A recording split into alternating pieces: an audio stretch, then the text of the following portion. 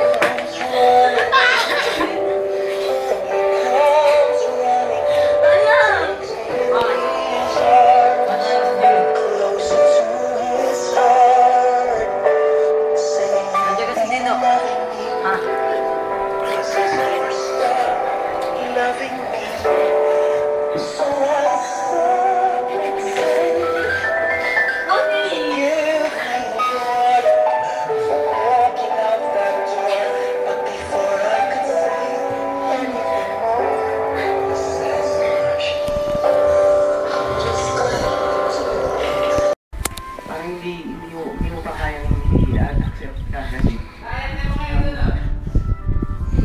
you're in shock, you're in denial na kasi right now, yung nararamdaman ko parang ganoon pa rin, yung hindi ko pa rin it's also surreal eh, parang hanggang ngayon may hawak siyang camera kasi gagawa doon siya ng message para kay I was pounding and ganoon pa rin yung message para kay AJ Perez. And the way I'm gonna remember AJ is